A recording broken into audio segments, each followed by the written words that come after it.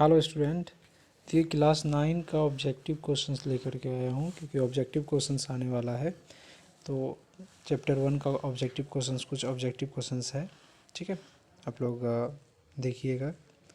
सबसे पहला question number 1 है कि निम्न में से कौन सा पदार्थ है, कौन सा एक पदार्थ है बताना है। शीत, स्नेह, वायु या घृणा, कौन सा पदार्थ है। आपको अगर पता है तो वीडियो को पॉज करके आप इसका जवाब दे सकते हैं। चलिए मैं इसका बता दूं, इसका जवाब होगा आपका वायु। वायु जो है वो क्या है, पदार्थ है, बाकी सब पदार्थ नहीं है। क्वेश्चन नंबर दूसरा देखते हैं। दूसरा नंबर क्वेश्चन है गैसों में विसरण का एक उदाहरण है। गैसों में विसरण का एक उदाहरण है जो आपको बताना है। तो ऑप्शन है आपका 1 नंबर इत्र के सुगंध का हवा में फैलना, स्याही का पूरे पानी में फैलना, या फिर कॉपर सल्फेट के क्रिस्टल को पानी में डालना, या इनमें से कोई नहीं। अगर आपको जवाब पता है तो इसको पॉज करके आप इसका जवाब दे सकते हैं। देखिए हम इसका जवाब बताते हैं आपको। इसका जवाब नंबर फर्स्ट होगा इत्र का, ठीक है। इत्र के सुगंध हवा में फैलना, ठीक है। क्वेश्चन नंबर 3 देखते हैं। क्वेश्चन नंबर 3 क्या कहता है। क्वेश्चन नंबर 3 है कि गैसों का द्रव में परिवर्तन क्या कहलाता है। गैसों का द्रव में परिवर्तन क्या कहलाता है। गैसीकरण कहलाता है, या ऊर्ध्वपतन कहलाता है, या संघनन कहलाता है, या जमना कहलाता है, ठीक है। तो इसका जवाब देखिए, इसका सही जवाब होगा संघनन, ठीक है। संघनन कहलाता है। जब कोई भी गैस द्रव में बदलता है तो उसे संघनन कहते हैं। नेक्स्ट क्वेश्चन देखते हैं, क्वेश्चन नंबर 4। तो क्वेश्चन नंबर 4 है निम्न में से किसका घनत्व सबसे अधिक होगा। ठोस का, द्रव का, गैस का, या प्लाज्मा का। किसका घनत्व सबसे अधिक होगा आपको बताना है। तो इसमें से सबका सबसे अधिक जो घनत्व होगा वो ठोस का होगा, ठीक है। क्वेश्चन नंबर नेक्स्ट देखते हैं। नेक्स्ट क्वेश्चन नंबर 5 है कि किस अवस्थाओं में अणुओं की ऊर्जा सबसे अधिक होती है। किस अवस्था में अणुओं की ऊर्जा सबसे अधिक होती है। तो गैस एक ऐसा, ठीक है, अवस्था है जिसमें से अणुओं की ऊर्जा क्या होती है, अधिकतम होती है, ठीक है ना। गैस में अणुओं की ऊर्जा अधिकतम होती है। उसके बाद नेक्स्ट प्रश्न देखते हैं, क्वेश्चन नंबर 6। किस अवस्था में अणुओं की ऊर्जा सबसे कम होती है। अणुओं की ऊर्जा सबसे कम किस में होगी। तो अणुओं की ऊर्जा सबसे कम होती है ठोस में। अणुओं की ऊर्जा सबसे कम होती है ठोस में, ठीक है। अब यहाँ से हम देखिए थोड़ा सा उल्टा लग रहा होगा, लेकिन होता क्या है कि जब ठोस रहेगा तो उसके अणु इधर उधर नहीं जाएंगे, इसका मतलब है वो उसमें ऊर्जा कम है। और गैस में इधर उधर चले जाएंगे तो उसमें उसकी ऊर्जा ज़्यादा है, ठीक है। क्वेश्चन नंबर 7 देखते हैं। क्वेश्चन नंबर 7 है, देखिए कि पदार्थ की किस अवस्था में आंतरिक, ठीक है, अणुबल प्रबलतम होता है। तो देखिए किसमें प्रबलतम होता है सबसे ज़्यादा, आंतरिक अणुबल, आंतरिक अणु, ठीक है। आंतरिक अणु जो बल होते हैं वो सबसे ज़्यादा प्रबलतम होता है किसमें, तो ये होता है ठोस में। क्योंकि ठोस में जो होते हैं आपस में कण अच्छे से मिले हुए आपस में जुड़े हुए रहते हैं। तो उसके कण आपस में इसलिए जुड़े हुए रहते हैं अच्छे से क्योंकि उसका जो आणविक बल है वो बहुत ही ज़्यादा अधिक होता है, ठीक है। क्वेश्चन नंबर 8 देखते हैं।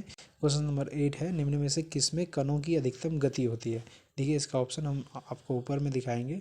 यहाँ पे है निम्न में से, इसमें से, ठीक है, किसमें अधिकतम गति होती है, गति किसमें सबसे ज़्यादा होगी। तो इसके ऑप्शन हम आपको दिखा देते हैं। इसका ऑप्शन है यहाँ पे, ठीक है। ठोस में होता है, या द्रव में होता है, या गैस में होता है, या इनमें से कोई नहीं आपको बताना है।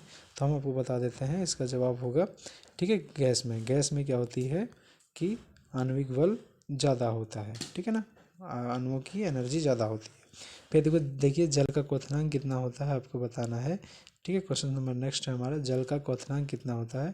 तो आपको बताना है कि जल का क्वथनांक जो होता है वो 100 डिग्री सेल्सियस होता है। 100 डिग्री सेल्सियस पर पानी, ठीक है, उबलने लगता है। उसके बाद नेक्स्ट प्रश्न है कि शुद्ध जल का क्वथनांक कितना होता है। तो शुद्ध जल का क्वथनांक वही 100 डिग्री होता है। और 100 डिग्री को अगर आप केल्विन में लिखेंगे तो 273 डिग्री केल्विन होगा, ठीक है ना। उसके बाद यहाँ पे है कि बर्फ़ का गलनांक कितना होता है। तो बर्फ़ का गलनांक देखिए 0 डिग्री भी होता है और 273 भी होता है।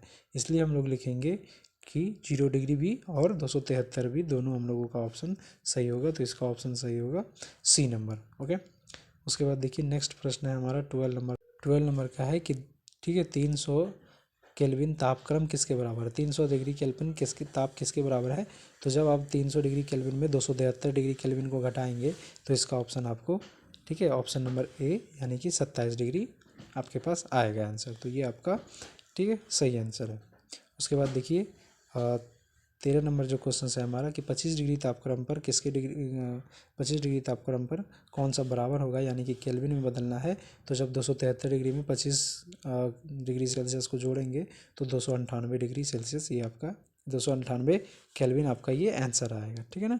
नेक्स्ट हमारा 14 नंबर का है, जो कि 273 केल्विन तापक्रम किसके बराबर है, केल्विन में से 273, ठीक है, किसके बराबर है, तो ये 273, ठीक है, यहाँ पे सेंटीग्रेड में दिया है और यहाँ आपको केल्विन में बताना है। इसका जवाब होगा 646, क्योंकि 273 में जब 373 में जब आप 273 को जोड़ेंगे तो 646 होगा। उसके बाद नेक्स्ट प्रश्न है हमारा कि गर्म भोज या इत्र की गंध दूर तक किस कारण से फैल जाते हैं, कि गर्म भोज या इत्र की गंध दूर तक क्यों चले जाते हैं। इसका ऑप्शन एक है विसरण, ऑप्शन यहाँ से देखिए, ऑप्शन और भी दिखा रहा है आपको, संगलन, ठीक है, संगलन, वाष्पन या द्रवन। तो इसका एक ऑप्शन सही होगा, ठीक है, विसरण, क्योंकि विसरण मतलब होता है फैलना, ठीक है, जिसके कारण उसका जो गंध है एक जगह से दूसरी जगह चला जाता है। 60 नंबर ये लास्ट हमारा प्रश्न है चैप्टर 1 का, ठीक है। इसका जवाब बताइए आप लोग कि 0 डिग्री सेल्सियस पर जल की भौतिक अवस्था क्या होती है। तो 0 डिग्री सेल्सियस पर जल की भौतिक अवस्था जो होगी वो ठोस होगी, क्योंकि 0 डिग्री सेल्सियस पर जल जो है वो बर्फ़ के रूप में रहेगा, ठीक है ना। तो आई होप ये वीडियो आपको पसंद आया होगा, पसंद आया है तो आप इसको लाइक, चैनल को सब्सक्राइब जरूर कीजिएगा। नेक्स्ट दूसरे टॉपिक का वीडियो जल्दी ही आने वाला है।